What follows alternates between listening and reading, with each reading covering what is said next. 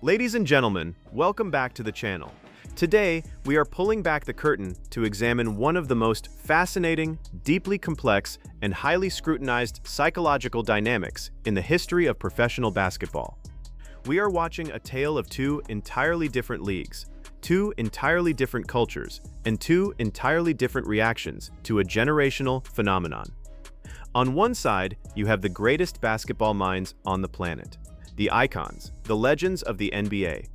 Players who have reached the absolute pinnacle of the sport, holding championship rings and Olympic gold medals. And on the other side, you have the established, gritty veterans of the WNBA. Both groups are watching the exact same player. Both groups are witnessing the exact same 22-year-old rookie from Iowa step onto the hardwood. But the way they are responding to Caitlin Clark could not possibly be more different. A growing number of WNBA analysts and fans are starting to ask a very difficult, deeply uncomfortable question right now. Why are the legends of the NBA completely embracing Caitlin Clark, while the veterans of the WNBA seem intent on physically breaking her down? To truly understand this massive cultural divide, we have to look at one of the most respected, purely skilled basketball players to ever touch a leather ball, Kevin Durant. When Kevin Durant speaks about the game of basketball, the entire sports world stops and listens. He is not just a scorer. He is a student of the game, a basketball historian, and someone who recognizes pure, unadulterated talent the absolute second he sees it. Long before the intense drama of the 2026 WNBA season, long before the suspensions, the fines, and the media firestorms, Kevin Durant was watching Caitlin Clark. He went on the record and delivered a quote that every single WNBA veteran needs to heavily analyze. Durant said, and I quote, "When you see somebody like her, it don't matter what they look like. When they are pulling off shots and moves like that, it is going to draw you in." He talked about how she commanded the floor. He talked about how everybody played off her. He recognized the sheer gravity she possesses on a basketball court. Always had the ball in her hands. Everybody was playing off of her. She just commanded the whole game. I was like, who the hell is this? She is nice. It was like, oh, she the best player in the country. I was like, oh, damn. I see it now. Like, you know, right. Like when you walk in and you don't even know who anybody is, and they just be like, yo, that's the best player in the country right there. It's just like, yo, that shit hit you out of nowhere. Like, let me really focus in on her. Kevin Durant, a man who has played alongside Stephen Curry, a man who has battled against Kobe Bryant and LeBron James, looked at Caitlin Clark and saw a peer. He saw a hooper. He saw an athlete whose elite skill level transcends gender, transcends rookie status, and demands absolute respect. The NBA legends recognize her greatness because game recognizes game. They see the deep three-pointers, they see the incredible court vision, and they appreciate the sheer entertainment value she brings to the sport. But when we pivot our attention back to the WNBA hardwood, the environment fundamentally changes. The respect from the NBA legends is replaced by a heavy, almost suffocating tension. The admiration is replaced by aggressive shoulder checks, hard fouls away from the ball, and highly controversial physical altercations. This brings us to the incredibly physical nature of the play involving ALYSSA Thomas and Caitlin Clark, an incident that has sparked an intense debate about the boundaries of the sport. We all know the details: the loose ball scramble, the closed fist making contact with Clark's throat, the subsequent one-game suspension, and the $1,000 fine handed down by the WNBA league office. The timing of these incidents has sparked intense debate among sports purists. When an incredibly talented rookie is drawing unprecedented millions of viewers to a league that desperately needs the financial injection, you would logically assume that the established veterans would protect that golden asset. But observers of the game noticed something completely remarkable unfold. The exact opposite is happening. Many analysts are beginning to wonder if there is an underlying resistance to the new era. Is the veteran core of the WNBA so deeply entrenched in their traditional, highly physical style of play that they are willing to risk injuring the player who is fundamentally changing their economic reality?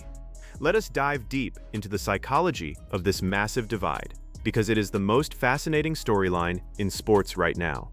Why does Kevin Durant see Caitlin Clark and immediately praise her undeniable skill, while certain WNBA veterans see her and immediately decide they need to send a physical message? The answer lies in the deeply rooted culture of the WNBA over the past decade. For years, the veterans of this league had to fight, scratch, and claw for every single inch of recognition. They played in empty arenas. They traveled on commercial flights with layovers. They negotiated for every dollar in their collective bargaining agreements. They built a culture that heavily prioritized absolute toughness, grit, and physical intimidation. In their minds, you do not just walk into this league and become a superstar. You have to run through a gauntlet of physical punishment to earn your stripes. But the NBA legends operate in a completely different financial and cultural stratosphere. Players like Kevin Durant understand the massive business of basketball. They understand that when a player possesses transcendent star power, a player who can single-handedly sell out 20,000-seat arenas in a matter of minutes, that player elevates the entire ecosystem.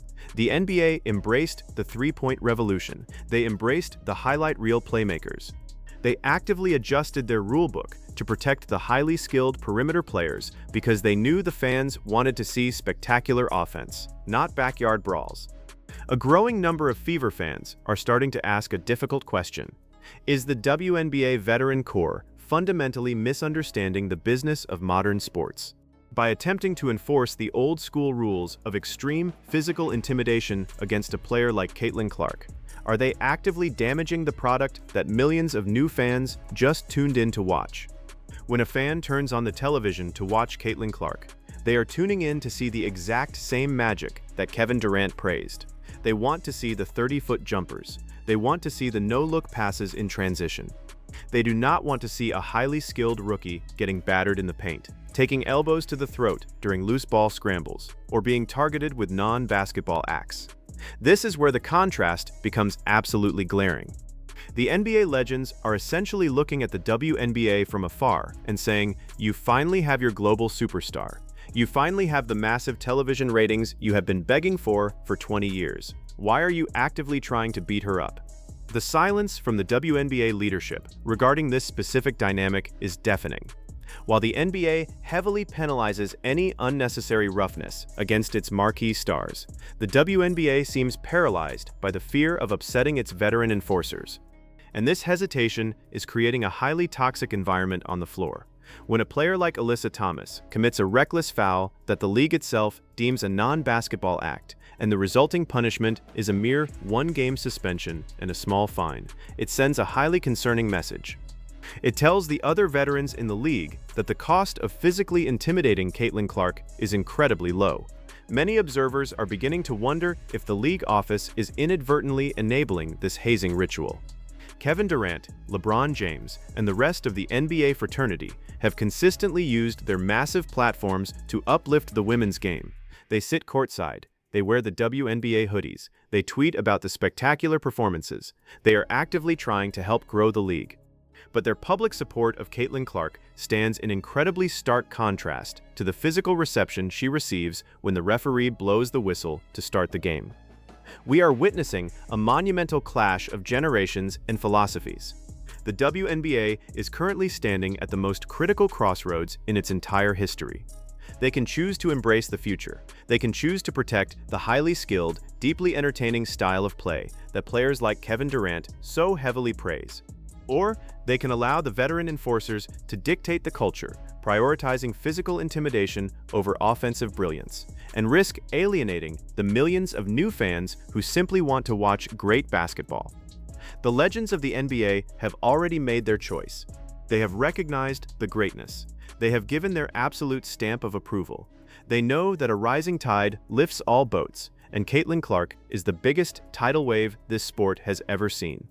It is incredibly past due for the WNBA veterans and the WNBA League office to look in the mirror and realize that protecting the skill, protecting the talent, and protecting the future of the league is far more important than protecting the old-school ego.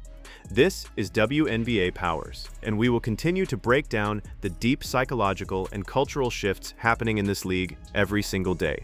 We do not just look at the box score, we look at the reality behind the narrative. Now, I want to hear from every single one of you in the comments section. Why do you think there is such a massive disconnect between how NBA legends like Kevin Durant view Caitlin Clark and how the WNBA veterans treat her on the court? Do you think the veteran players are simply being competitive, or do you believe there is a deeper level of resentment toward the new era? And what exactly does the WNBA commissioner need to do to bridge this massive gap before a superstar gets seriously injured? I read every single comment, and I know this specific topic is going to spark a massive debate. If you respect real, highly analytical, and unfiltered basketball coverage, you need to smash that subscribe button right now.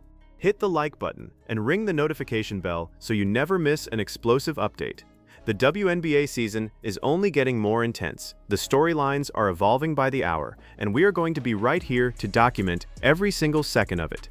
Stay safe, respect the actual game of basketball, and I will see you in the very next video.